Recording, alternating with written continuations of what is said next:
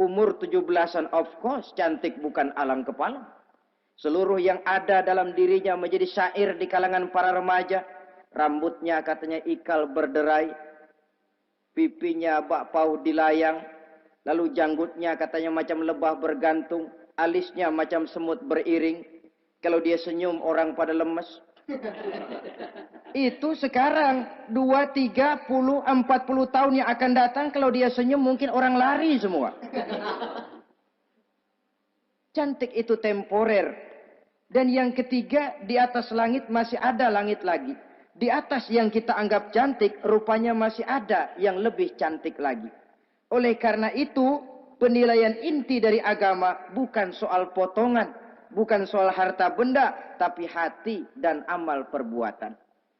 Alangkah lebih idealnya lagi kalau hati yang baik dan perbuatan yang baik berada pada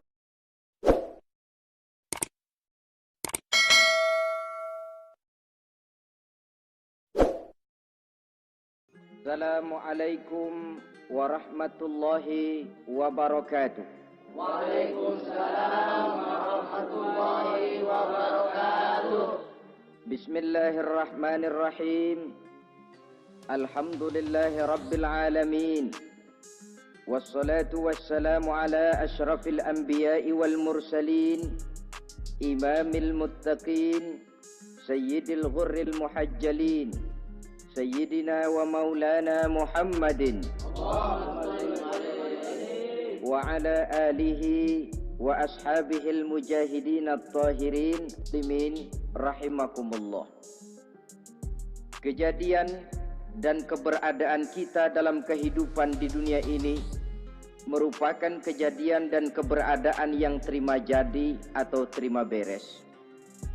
Artinya, tidak seorang pun di antara kita yang dahulunya pernah mesen untuk punya potongan seperti yang sekarang ini, punya warna kulit seperti yang sekarang ini, punya bahasa seperti yang sekarang ini. Seluruhnya kita terima jadi.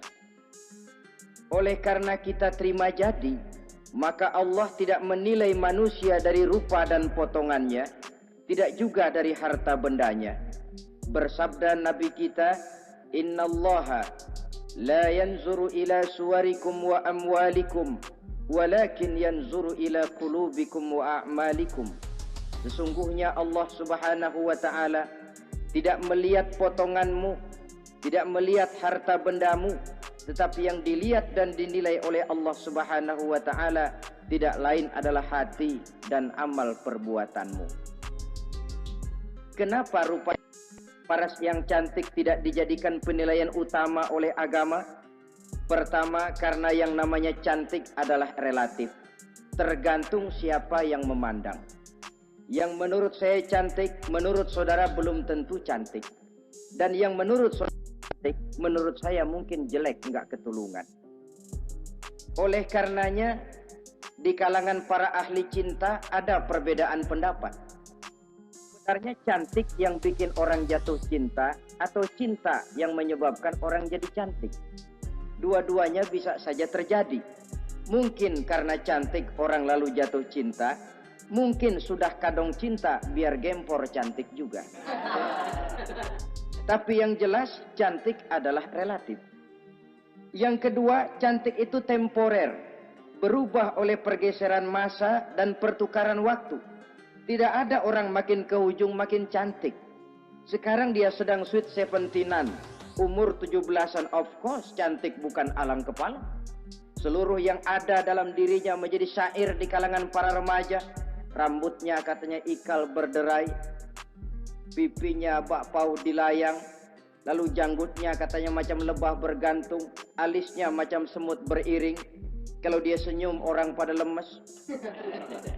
Itu sekarang 2, 30, 40 tahun yang akan datang, kalau dia senyum mungkin orang lari semua. Cantik itu temporer. Dan yang ketiga, di atas langit masih ada langit lagi. Di atas yang kita anggap cantik, rupanya masih ada yang lebih cantik lagi. Oleh karena itu, penilaian inti dari agama bukan soal potongan, bukan soal harta benda, tapi hati dan amal perbuatan. Alangkah lebih idealnya lagi kalau hati yang baik dan perbuatan yang baik berada pada rupa yang elok juga. Inilah yang dinamakan kecantikan zahir dan batin. Dan ini yang dimiliki oleh Nabi Allah Yusuf alaihi salam yang akan kita bicarakan pada pertemuan kita kali ini. Pantas kalau pada saat kita berdiri di muka cermin, disunahkan kita membaca doa seperti yang diajarkan Nabi. Allahumma kama hassanta khalqi fahassin khuluqi. Ya Allah, sebagaimana telah engkau baguskan rupaku, baguskan juga kiranya akhlak dan budi pekertiku. Supaya kecantikan zahir diiringi dengan kecantikan batin. So, apa gunanya zahir yang cantik kalau batinnya berbahaya? Itu yang orang bilang, apa guna katanya berkain batik kalau tidak dengan kebaya? Apa guna berparas cantik kalau melulu bawa bahaya? Saudara-saudara yang saya hormati, Nabi Yusuf alaihi salam diberikan oleh Allah ketampanan zahir dan batin. Artinya, zahirnya beliau memang tampan, batinnya pun memang beliau adalah baik. Dan inilah kebaikan yang berlipat ganda. Kadang-kadang ada orang yang tampangnya sederhana saja, tapi batinnya baik. Itu lebih baik ketimbang yang zahir dan penampilannya baik, tapi batinnya rusak. Maka kebaikan yang dianugerahkan Allah dalam kehidupan ini sesungguhnya bukan untuk to show only. Bukan cuma untuk sekedar dipamerkan, jadi kebanggaan. Macam kontes ratu-ratuan yang manfaatnya hampir tidak ada.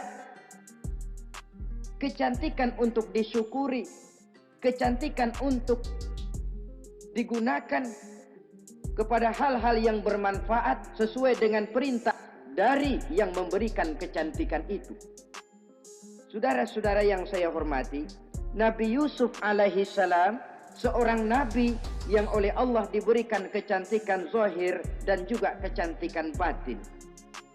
Beliau adalah putra dari Nabi Yakub, dari Nabi Ishak, dan dari Nabi Ibrahim alaihi salam. Artinya, ayah beliau bernama Nabi Yakub, kakeknya adalah Nabi Ishak, dan datuknya adalah Nabi Ibrahim alaihi salam. Ia bersaudara sebanyak 11 orang. Dari saudaranya ini hanya satu yang seibu sebapak, yaitu Benyamin. Sedangkan yang lain adalah saudara dari lain ibu. Sejak kecil, Nabi Yusuf ini sudah memperlihatkan tanda-tanda bahwa di kelak kemudian hari dia akan tumbuh menjadi seorang besar. Sebab itu wajar kalau ayahnya memberikan perlakuan yang agak istimewa kepada Nabi Yusuf. Dan ini tentu memancing sifat iri dari saudara-saudaranya yang lain. Apalagi pada satu malam Nabi Yusuf di kala remaja itu pernah mimpi. Mimpi ini beliau ceritakan kepada ayahnya. Kata beliau, "Ya abati, inni ra'aitu ahada asyara kawkaba wasyamsa wal qamara ra'aituhum li sajidin." Jadi satu hari Nabi Yusuf cerita kepada ayahnya, "Ayah, saya mimpi." Mimpi apa Yusuf?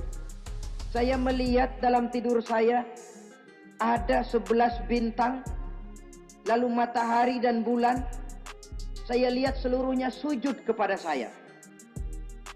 Ayahnya mendengar mimpi ini, mengerti takwil. Lalu pesan kepada Nabi Yusuf, "Yusuf, mimpi ini jangan kau ceritakan kepada saudara-saudaramu. Mereka sudah punya pandangan yang tidak baik kepada dirimu.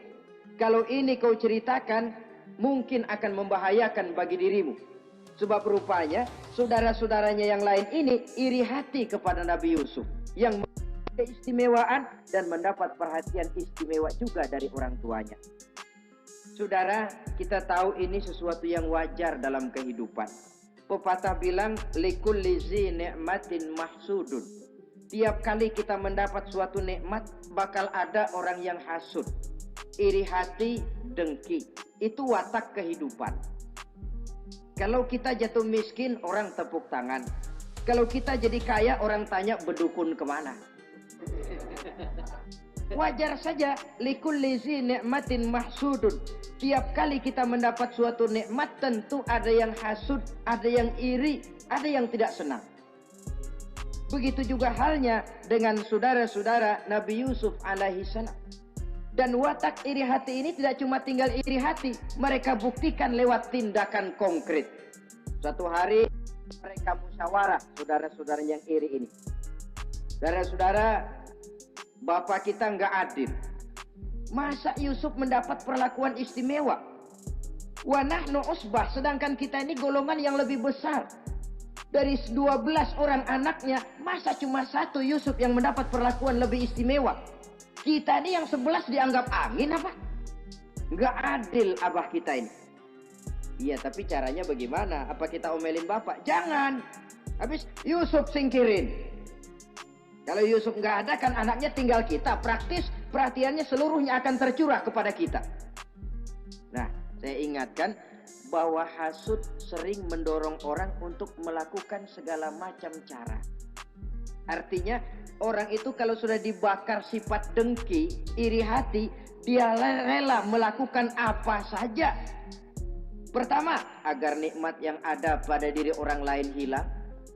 Yang kedua, supaya nikmat itu pindah kepada dirinya.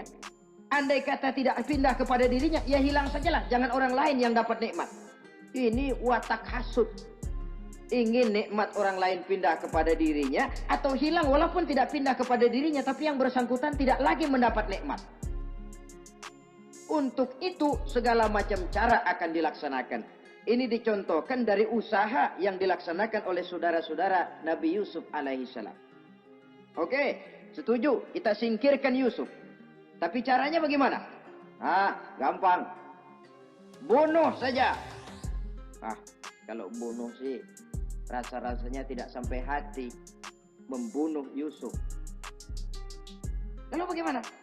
Kita kucilkan saja dia. Kita asingkan dari sini, kita buang jauh-jauh supaya dia tidak ada lagi kelihatan dalam pandangan Abah. Kalau dia sudah tidak ada dalam pandangan Abah, yang dilihat cuma kita, dan seluruh kasih sayangnya akan tercurah kepada kita semua. Nah, setujulah kalau itu. Caranya nanti kita atur belakangan. Jadi satu hari permisilah saudara-saudaranya ini kepada Nabi Yakub. Abah, kami permisi mau pergi main-main dan Yusuf akan kami ajak. Kata Nabi Yakub, saya khawatir. Nabi Yakub sudah melihat gelagat yang tidak baik. Sudah ada semacam firasat. Saya khawatir kalau Yusuf kau bawa, nanti dia akan kena celaka. Atau dimakan oleh serigala, sedangkan kamu nanti akan lalai. Kata anak-anak yang lain, percaya dah Pak, saya akan jaga. Saya kan saudaranya, masa tega membiarkan Yusuf celaka atau dimakan serigala. Pokoknya aman, sip dah.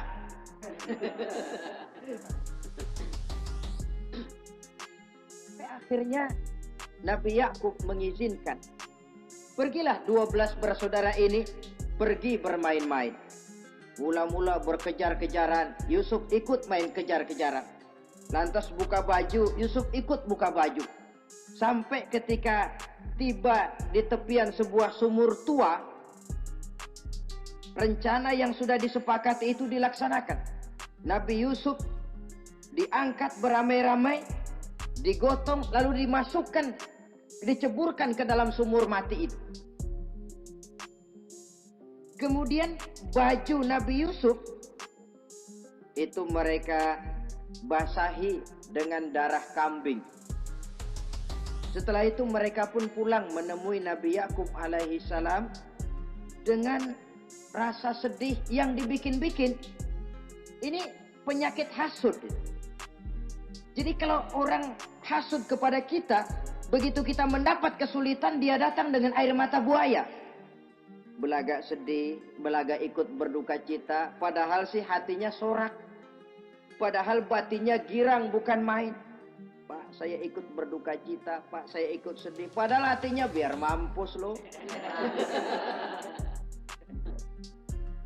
Ini yang dilakukan oleh saudara-saudara Nabi Yusuf. Mereka datang dengan air mata berurai, nangis, Abah. Ketika kami sedang main-main, Abah, kami lupa, kami tinggalkan Yusuf sendirian. Ketika kami balik, kami cuma mendapati bajunya sudah berlumur darah. Barangkali saudara kami Yusuf dimakan oleh serigala. Nabi Yakub tercenung. Ternyata firasatnya adalah benar.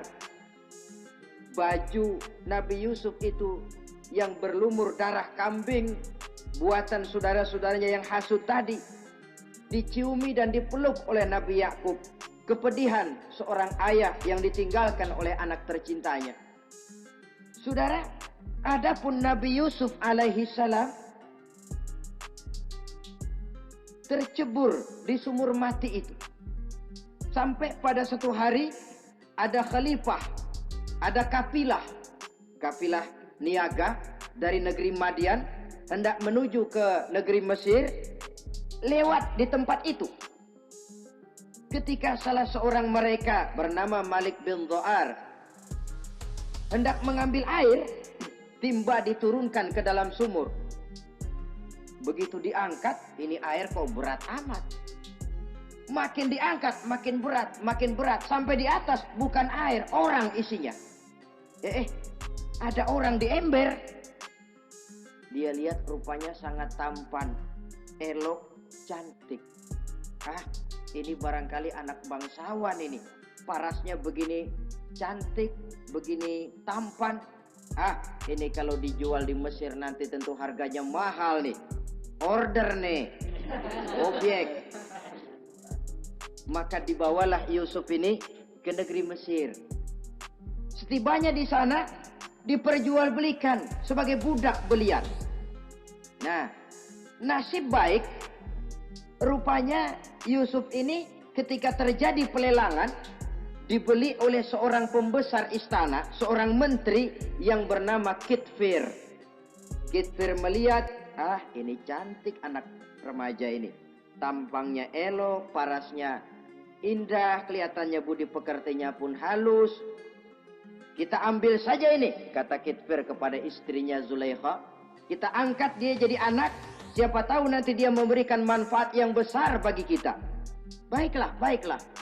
Dan sejak saat itu Yusuf dipelihara di rumah Kitfir dalam istana yang tinggal bersama istrinya Zulaikha.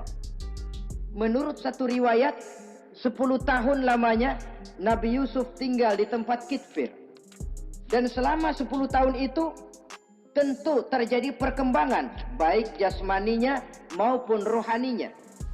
Dari anak-anak ia berubah menjadi remaja, lalu meningkat ke arah dewasa.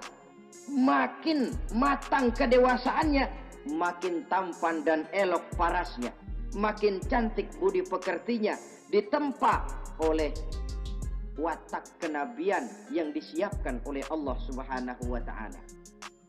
Sehingga tidak heran ketampanan Nabi Yusuf ini lalu jadi buah bibir di kalangan istana.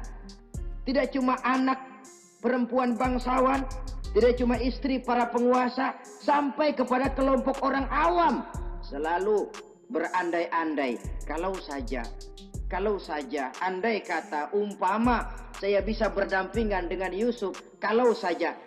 Kata-kata kalau saja ini keluar dari perempuan-perempuan yang melihat Yusuf alaihissalam.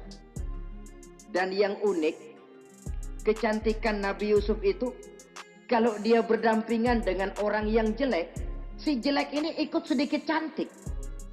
Biasanya kan kalau ada orang ganteng duduk berdampingan sama orang jelek, makin kelihatan kegantengannya, yang jelek makin demek.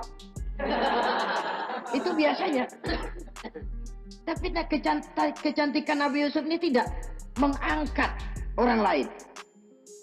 Nah, rupanya yang tertarik kepada ketampanan Nabi Yusuf ini tidak cuma perempuan-perempuan lain, juga termasuk Siti Zulaikha, istri daripada Kitfir yang merupakan ibu angkatnya. Kalau pada mulanya Zulaikha merawat Nabi Yusuf sejak kecil dengan harapan nanti akan membawa manfaat, Setelah dilihatnya makin lama makin tampan, makin lama makin cantik, makin lama makin rupawan. Berubah rupanya rasa kasih sayang seorang ibu menjadi kasih sayang seorang perempuan kepada laki-laki. Dia merindukan saat-saat di mana dia bisa mencurahkan rasa hatinya itu kepada Nabi Yusuf alaihi salam. Hampir-hampir nyaris Zulaikha ini, kalau istilah anak muda barangkali, siang jadi kenangan, malam jadi impian. Kemanapun dia pergi, bayangan Yusuf juga yang selalu menggodanya.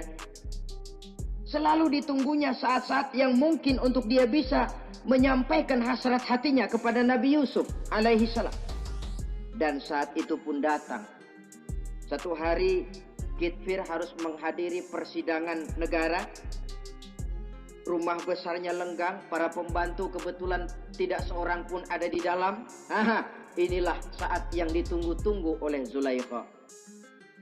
Keluarlah ia dari kamarnya dengan pakaian yang tipis sewarna dengan warna kulitnya, sehingga pakaian dalamnya nyaris tembus. Dengan langkah yang diatur sedemikian rupa, memancing rangsangan, ia datang menghampiri Yusuf alaihi salam.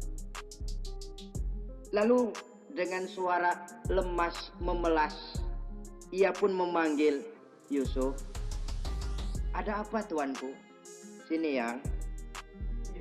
Kalau bahasa kita. Melihat mendengar suaranya yang lain dari hari-hari biasa. Apalagi melihat pakaian Zulaikha yang begitu tipis. Nabi Yusuf berdetak sangat cepat. Darah mengalir dengan cepat. Maklum, beliau juga manusia, laki-laki normal terlepas dari kenabiannya. Jantungnya dak-dik-duk. Kemari Yusuf, sini. Ada apa tuanku? Sudah lama Yusuf. Lama apa tuanku?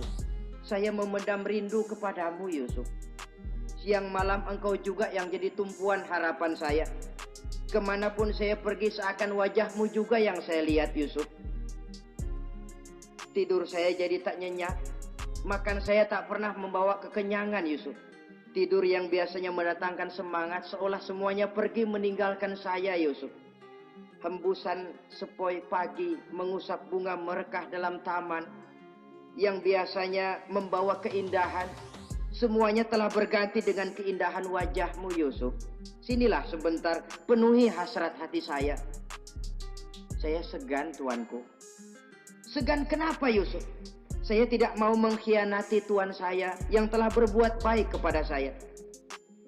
Apakah saya juga tidak pernah berbuat baik kepadamu? Benar, tuan juga berbuat baik kepada saya. Tapi pantang saya mengkhianati majikan saya. Yusuf, sekarang kesempatan yang baik.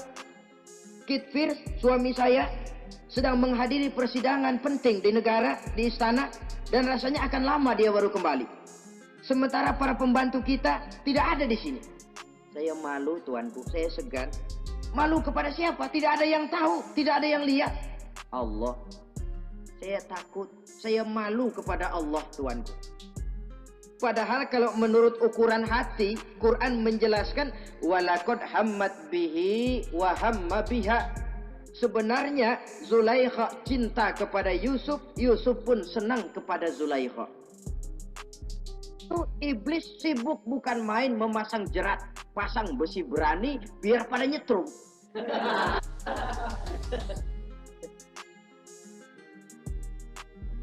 Zulaikha senang Yusuf, Yusuf sebenarnya pun secara manusiawi menyenangi Zulaikha. Walaula an ra'a burhana rabbih. Tapi Yusuf ketika itu melihat larangan Allah, peringatan Allah. Seolah-olah dia lihat Allah mengatakan, Yusuf, ini letter S. Dilarang parkir di sini. Menurut satu riwayat, Nabi Yusuf melihat ayahnya Nabi Yakub melambai-lambaikan tangan menyetop, seolah-olah melarang dia meneruskan langkahnya. Riwayat lain menjelaskan seolah-olah Nabi Yusuf dibisiki oleh malaikat Jibril. Yusuf, kalau kamu kalah sekarang, kamu sama saja gajah kemasukan semut di kupingnya terus mati. Tapi kalau kamu menang, kamu adalah gajah yang tidak terkalahkan. Ada gajah mati oleh semut. Alangkah memalukan. Binatang yang begitu besar jatuh hanya oleh binatang yang begitu kecil. Artinya apa? Kau akan jadi orang besar, Yusuf. Apakah harus gagal dan jatuh cuma karena bujuk rayu seorang perempuan macam ini? Satu riwayat menjelaskan semacam itu. Sehingga mantap Yusuf, maaf tuanku, saya malu kepada manusia, saya malu kepada majikan, tapi saya lebih malu lagi kepada Allah. Saat ini majikan tidak tahu, orang seorang pun tidak ada yang lihat, tapi Allah pasti lihat. Itu yang saya malu. Ah Yusuf, jangan sok kalem. Mumpung situasi mengizinkan, mubazir nih. Zulaikha pun berangkat pergi ke tempat pembaringan, ke tempat tidur. Lalu dengan pose yang merangsang, aduhai, melambai-lambaikan tangannya, hai talak, Yusuf sini, Yusuf kemari. Nabi Yusuf dipelihara oleh Allah. Ketika Nabi Yusuf tetap menampakkan keengganannya, Zulaikha jadi berang. Ya namanya istri pembesar ditolak oleh anak muda yang menurut penilaian dia nggak ada apa-apanya. Lu kan kecemplung di sumur, gua pungutin. Cuma sekedar segini aja nggak mau nurutin, kebangetan amat. Bukan Zulaikha kalau nggak nekat. Dia bangun dari pembaringannya, gemes, dia hampiri Yusuf. Kalau cara kita diunyeng Yusuf itu. Dipaksa Nabi Yusuf berlari ke arah pintu. Ditarik bajunya dari belakang oleh Zulaikha, sobek belakang bajunya ini. Begitu baju sobek, pintu terbuka, Kitfir suami Zulaikha datang. Orang Arab bilang yumsak mablul, ketangkep basah. Ketangkep basah.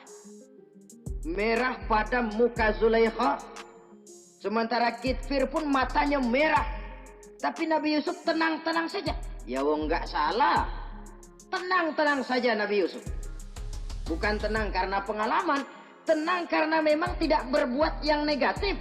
Kadang-kadang ada juga yang tenang tapi pengalaman. Oh buaya itu. Kita ketahuan kepentok, ketangkep hansip, anteng aja.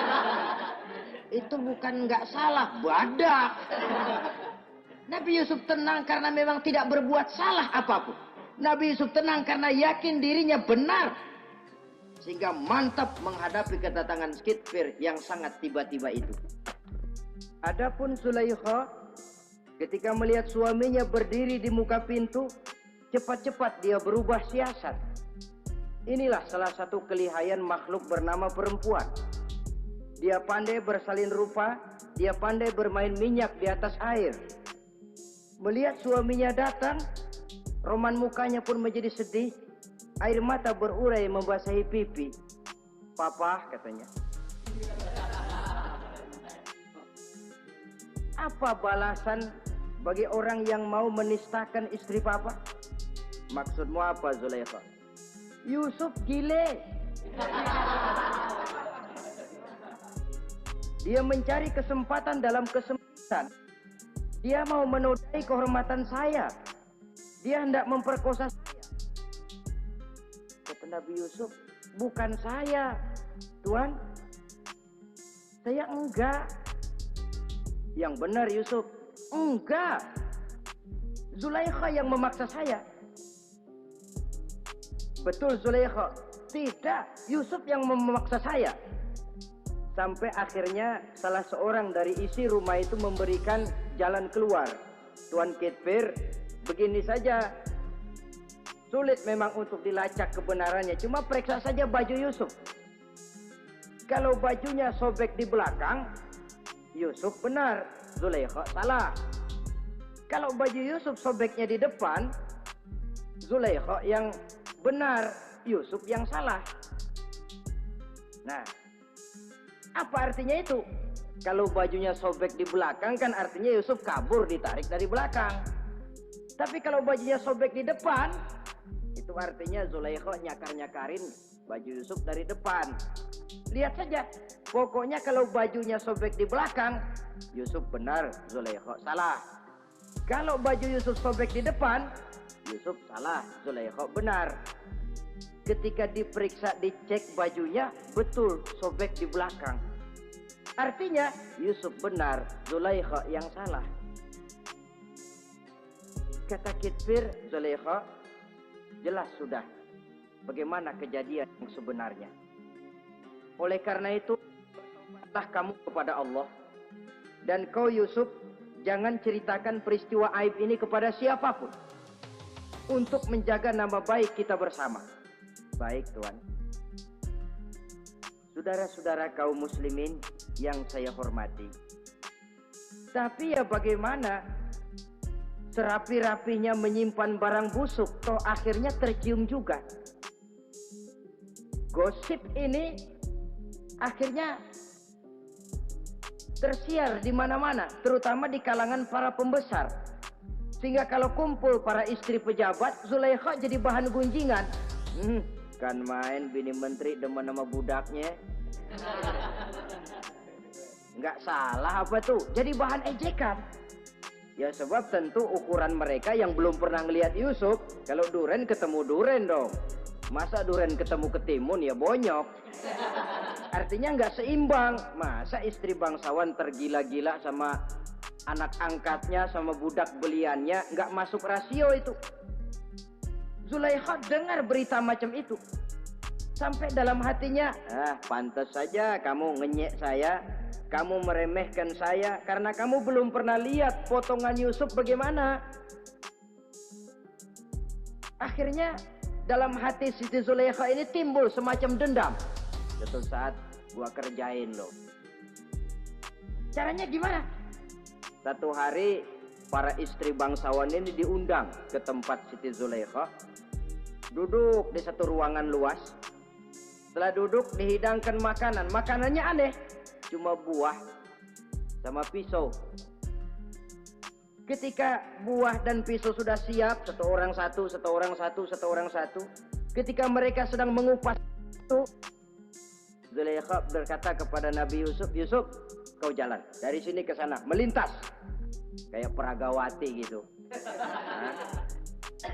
Untuk apa Tuan? Pokoknya jalan aja dah. Nabi Yusuf jalan. Sejak beliau melangkah ke ruangan itu, semua mata perempuan-perempuan bangsawan yang lagi ngupas buah, semuanya tertuju kepada Yusuf. Ada yang matanya emang belok makin belok. Ada yang ngeliatin campur mulutnya menganga. Apa kata mereka? Falamma ra'ainahu akbarnahu wa qatta'na aydiyahunna wa qulna hasya lillah ma hadza bashar in hadza illa malakun karim. Falamma ra'ainahu, ketika perempuan-perempuan itu melihat Yusuf, akbarnahu, mereka agungkan Yusuf. Wa qulna hasya lillah, mereka bilang, ini sih bukan orang nih. Ini malaikat nih. Bukan orang. Nah, orang segini cakepnya. Artinya belum pernah mereka lihat paras yang secantik dan setampan itu. Akibatnya apa? Nggak berasa mau motong buah keiris tangan. Rata-rata perempuan yang ada di situ tangannya pada luka. Kenapa? Mau motong buah, mata kemana, mulut kemana, tangan kepotong. Melihat itu semua, Zulaikha puas. Nah, kamu baru melihat sekejap. Bagaimana saya yang siang malam melihat Yusuf? Bagaimana saya yang tiap saat hidup bersamanya? Bagaimana saya nggak merindukan dia? Ente yang baru pernah ngelihat sekelebatan udah motong tangan. Saya yang tiap hari sama-sama dia nggak celeng juga udah pantas. Saudara-saudara kaum muslimin yang saya hormati, akhirnya untuk menjaga nama baik keseluruhannya, Nabi Yusuf pun mengalah.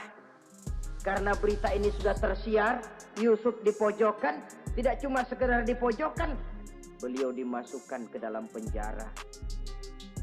Tapi apa kata beliau? Rabbi sijnu ahabbu ilayya mimma yad'unani ilai.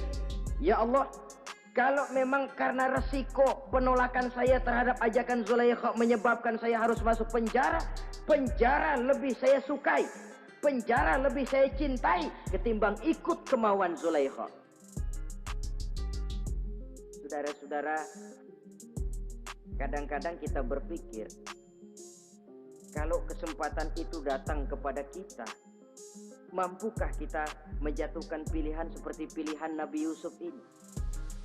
Lebih baik penjara ketimbang mengikuti bujuk rayu perempuan untuk melakukan perbuatan yang menyeleweng ini. Ini yang dipilih oleh Nabi Yusuf, tegar. Kalau memang sebagai resikonya saya harus masuk penjara, penjara lebih saya cintai, penjara lebih saya suka daripada mengikuti bujukan Zulaikha. Teguh karena suatu prinsip. Bukankah dalam perjuangan menegakkan akidah, kadang kita mendapat piala, tapi tak jarang kita berhadapan dengan penjara. Kadang kita disanjung, kadang kita dicaci. Itu romantika perjalanan dari yang namanya perjuangan. Tapi pilihan harus ada. Ketimbang ikut bujuk rayu perempuan yang mengajak melakukan perbuatan serong, penjara lebih saya cintai. Sudah pada saat hendak diajak tidak ada yang melihat, beliau menolak. Akibat penolakannya pun masuk penjara, tapi penjara lebih menyenangkan hatinya. Ketimbang hidup merdeka, tapi jiwa terpenjara. Inilah Nabi Yusuf barangkali. Biar badan masuk penjara, asal jiwa merdeka. Kita sekarang sebaliknya. Jiwa terpenjara tidak jadi soal, asal badan merdeka. Maka jiwa kita sering dijajah. Entah dijajah harta, entah dijajah pangkat dan jabatan, entah dijajah iblis. Jiwa kita yang terpenjara, sementara badan kita merdeka. Nabi Yusuf tidak. Biarlah badan di penjara, asal jiwa merdeka untuk menegakkan sesuatu yang hak. Saudara-saudara yang saya hormati, adapun di dalam penjara itu, Nabi Yusuf satu sel dengan 2 orang bekas pelayan istana yang dituduh menaruh racun ke dalam hidangan yang hendak disajikan kepada raja. Yang satu tukang ngatur minuman, yang satu tukang ngatur makanan untuk raja. Siapa yang naruh racun nggak jelas, tapi dua-duanya ditahan. Nah, sampai satu malam teman satu sel ini dua-duanya ngobrol kepada Nabi Yusuf. Yusuf, kami ini dipenjara karena dituduh menaruh racun ke dalam hidangan yang dihidangkan kepada baginda raja. Siapa yang salah, kami sendiri tidak tahu. Saya nggak ngerasa naruh racun, kata yang tukang ngatur minum. Saya juga nggak, kata yang tukang ngatur makan. Sampai satu malam mimpi. Mimpi itu diceritakan kepada Nabi Yusuf. Kata yang tukang ngatur minuman, Yusuf, saya mimpi. Saya memeras anggur, lalu menghidangkannya kepada baginda raja. Apa arti mimpi saya? Kata yang tukang hidangin makanan, kalau saya Yusuf, saya ngimpi menjunjung roti di atas kepala saya, itu roti dipatokin burung. Apa arti mimpi saya? Saudara-saudara, Nabi Yusuf tersenyum. Adapun kamu yang mimpi memerah anggur, kamu akan keluar dari penjara bebas dan akan kerja lagi di istana. Adapun kamu yang mimpi menjunjung roti dipatokin burung, kamu akan dihukum mati, disalib, dan kepalamu akan dipatokin oleh burung. Ini tukang roti ngotot, bisa aja lu ah. Ya lempengan apes ramalannya. Ya bukan soal bisa nggak bisa, lihat aja kenyataannya. Cuma kepada kamu yang tukang ngatur minuman, saya pesan, kalau nanti kamu bebas kembali di istana raja, tolong ceritakan ehwal saya kepada baginda raja ini. Saya mendekam di penjara ini tanpa berbuat salah apapun. Baik, insya Allah Yusuf. Dan ketika persidangan memutuskan seperti tepat yang diramalkan Nabi Yusuf, Si tukang menghidangkan makanan dihukum mati, si tukang menghidangkan minuman kembali kerja di istana. Tapi begitu kerja, dia lupa sama pesan Nabi Yusuf. Itu biasanya watak orang memang begitu. Kalau dalam keadaan kepepet, macam-macam janjinya. Begitu keadaannya longgar, lupa sama janjinya. Sehingga ada pepatah katanya, nolongin anjing kejepit. Waktu kejepit, kaing-kaing minta ditolongin. Begitu udah rapi ditolongin, yang nolongin bisa digigit. Saudara hadirin yang saya hormati, sampai bertahun-tahun Nabi Yusuf mendekam dalam penjara. Tapi itulah yang menambah kedewasaannya. Maka orang beriman ya, yang mantap nilai imannya, tempat tidak jadi soal. Kadang-kadang dia merasakan penjara lebih indah dari alam terbuka. Banyak orang-orang beriman yang justru di penjara menghasilkan karya-karya besar. Kita tahu misalnya almarhum Hamka justru di penjara bisa menyelesaikan tafsir Al-Azharnya. Salah satu karya besar pujangga terkemuka ini. Macam Hasan Al-Banna, Abdul Qadir Audah, dan banyak lagi tokoh-tokoh Ikhwanul Muslimin merasakan justru penjara itu bagaikan sorga. Kenapa? Mereka yakin di penjara untuk sesuatu yang benar. Maka tempat tidak pernah jadi masalah. Kalau jiwa merdeka puluhan tahun mendekam di penjara, tidak akan merupakan satu rasa yang lama. Kenapa? Jiwa tidak bisa dibatasi oleh ruangan 2x3 meter. Jiwa yang merdeka tidak bisa dibatasi dengan teralis besi. Jiwa yang merdeka tidak bisa dibatasi dengan dinding tembok yang tebal. Jiwa yang merdeka mengembara, melanglang buana, mencari idealisme yang ada dalam dirinya. Itu yang dirasakan oleh Nabi Yusuf alaihi salam. Untungnya satu malam raja ngimpi. Untungnya ini, ngimpinya luar biasa. Ada 7 ekor lembu gemuk-gemuk, makanin 7 ekor lembu yang kurus-kurus. Lalu ada 7 batang gandum yang isinya gemuk-gemuk. Ada 7 batang gandum yang sudah layu-layu. Nah, pagi-pagi ini seluruh dukun-dukun istana dikumpulin. Para ahli nujum apel menghadap baginda raja. Nujum, dukun, ada apa Tuan Raja? Tadi malam saya ngimpi. Ada 7 ekor lembu gemuk-gemuk memakan 7 ekor lembu yang kurus-kurus. Coba takwilkan apa arti mimpi saya itu. Dukun kata, baru tumben nih, aku dengar mimpi begini. Kata Nujum ditanya Nujum godek. Ah, Tuan Raja itu mah kembang tidur aja kali ah. Tidak seorang pun yang mampu mentakwilkan arti mimpi baginda. Sampai tukang minuman dengar lapor. Tuan Raja, ada apa, Mas? Saya waktu di penjara, ada seorang anak muda namanya Yusuf. Dia mentakwilkan mimpi saya dan pas seperti takwilnya. Ah, panggil Yusuf. Dipanggil Yusuf. Dibukain pintu penjara, masuk tukang anggur, tukang minuman ini. Yusuf, ente, iya. Kemana aja? Itu dia Yusuf, kelupaan. Ya kalau kelupaan sehari 2 hari barangkali bisa ditolerir. Kelupaan bisa tahunan.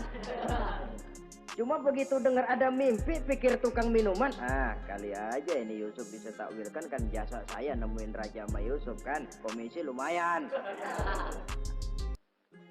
Begini Yusuf, baginda raja mimpi begini-begini. Barangkali kau bisa takwilkan, kau dipanggil menghadap Tuan Raja. Berangkatlah Yusuf menghadap Tuan Raja. Sesampainya di sana, mohon maaf Tuan Raja, menurut takwil saya, arti mimpi Tuan Raja itu akan datang satu masa di mana 7 tahun lamanya negara ini subur, makmur, aman, tentram, gemah, repah, loh jenawi, toto tentrem, kertora harjo.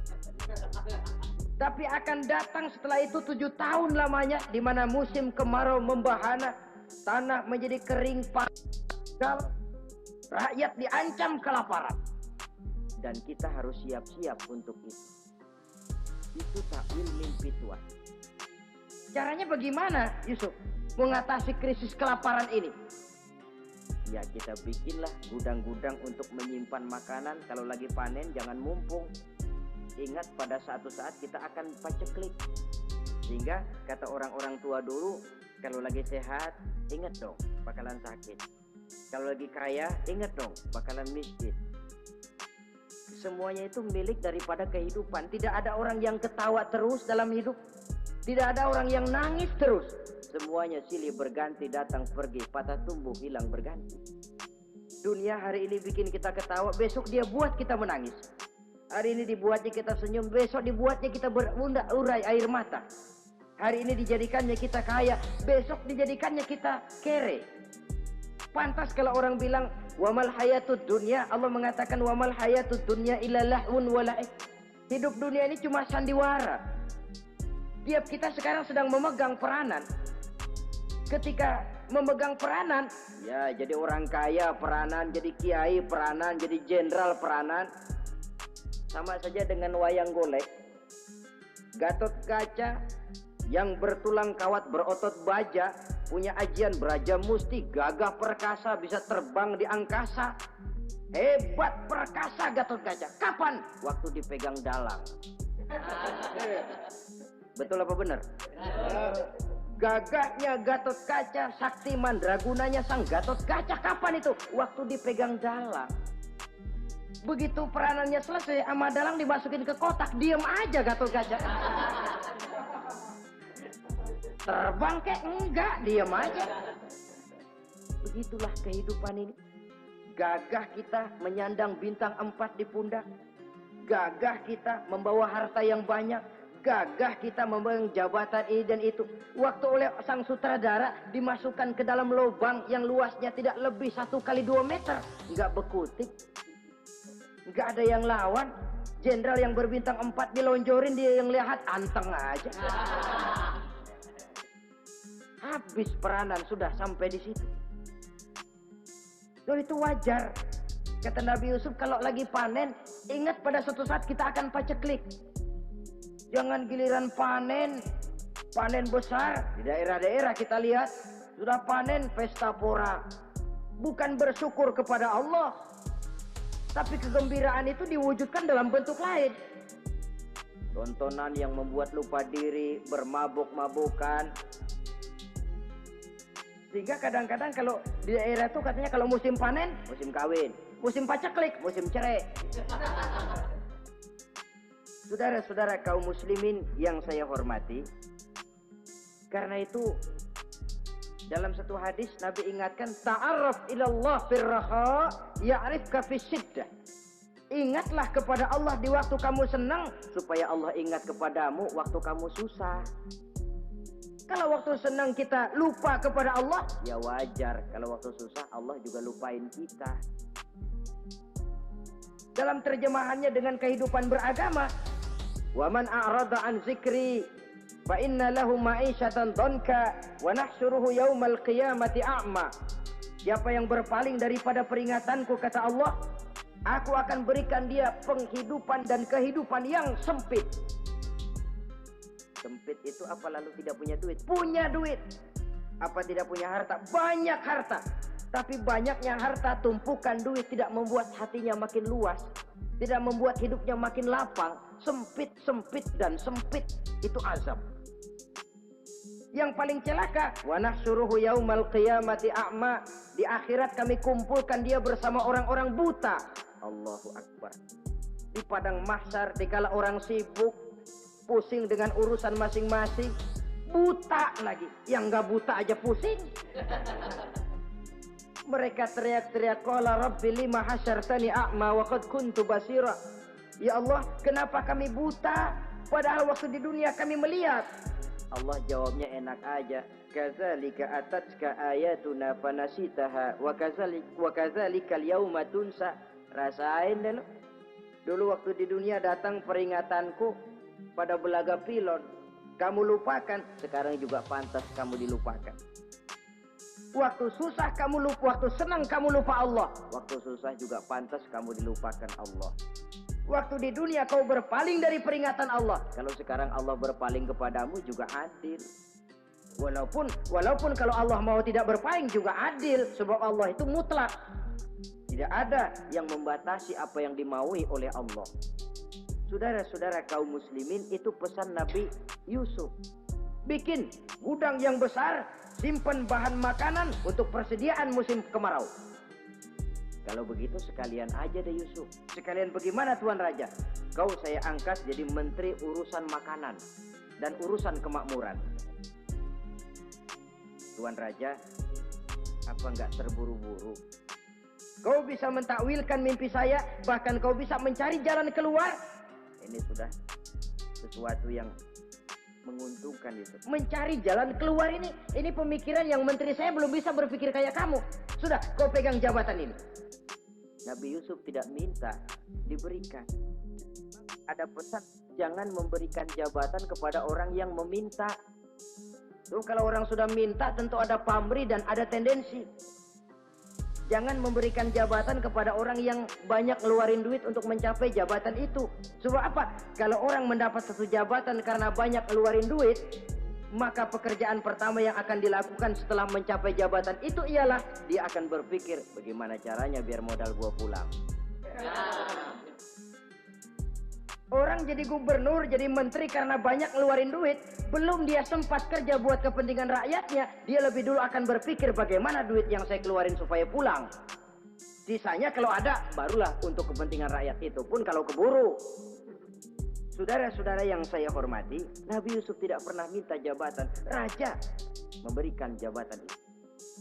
Dan tepat seperti takwil beliau, musim kemarau datang, rakyat dilanda kelaparan, lalu berbondong-bondong ke istana mencari bahan makanan. Yusuf langsung mendrop bahan makanan ini. Alhasil saudara-saudara, bahaya kelaparan ini sampai juga ke daerah tempat di mana Nabi Yakub tinggal. Lalu beliau utus anak-anaknya. Saya dengar di negeri Mesir ada seorang menteri muda yang tampan dan baik hati. Pergilah kau ke sana dan mintalah makanan darinya. Berangkatlah mereka ini. Saudara-saudara, Nabi Yusuf lihat, ini saudara-saudara saya ini yang dulu nyeburin saya ke sungai. Sekarang pada antri minta jatah makanan. Kalau kita lagi di atas ngelihat orang di bawah kan enak. Yang bawah kelagapan.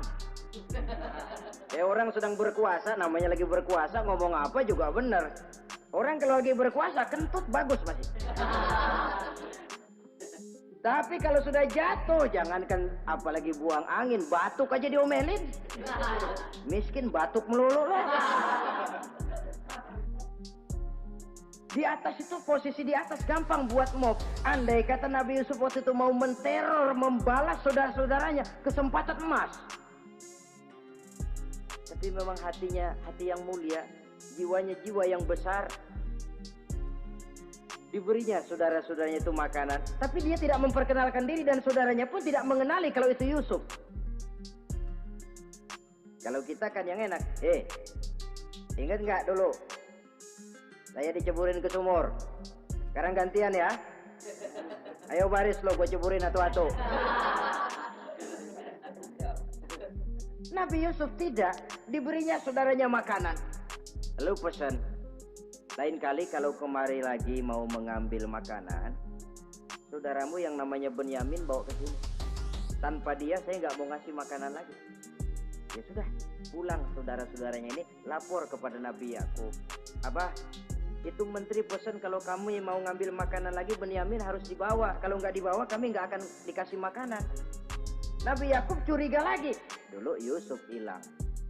Sekarang nih Benyamin ini saudara sekandung Nabi Yusuf. Kalau yang lain satu bapak lain ibu, tapi dengan Benyamin ini satu ibu satu bapak. Ini Benyamin mau digituin lagi. Bagaimana? Pokoknya Pak, yang dulu-dulu kami udah tobat dah, sekarang mah bener-bener banget dah nih. Biasanya sekali lancung ke ujian itu seumur hidup orang nggak percaya. Sampai akhirnya Benyamin pun dibawa ke sana.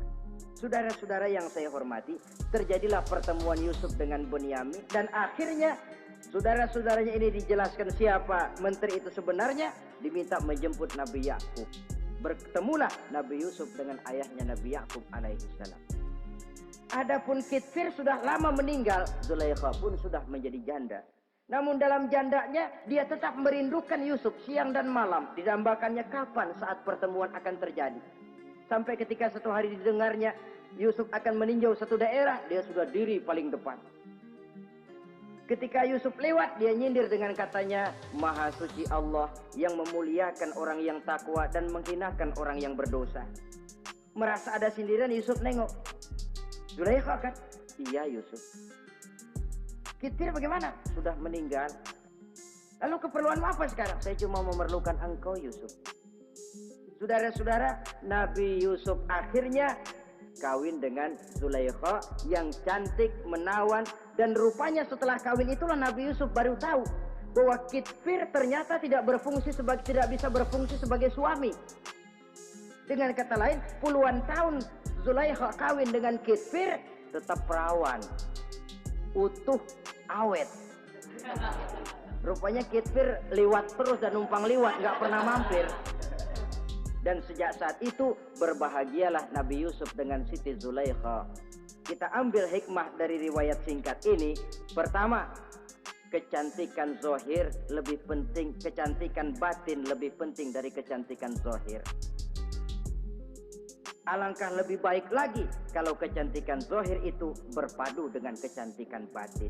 Karena dalam pandangan Islam, Allah tidak menilai manusia dari rupa dan harta, tetapi dari hati dan amal perbuatan. Yang kedua, bahwa ujian dan cobaan yang diterima Nabi Yusuf tetapi dihadapi dengan ketabahan, pada akhirnya menghasilkan kebahagiaan dunia dan kebahagiaan akhirat. Inilah saja pertemuan yang singkat ini, mudah-mudahan ada manfaatnya. Terima kasih atas segala perhatian, mohon maaf atas segala kekurangan. Wassalamualaikum warahmatullahi wabarakatuh.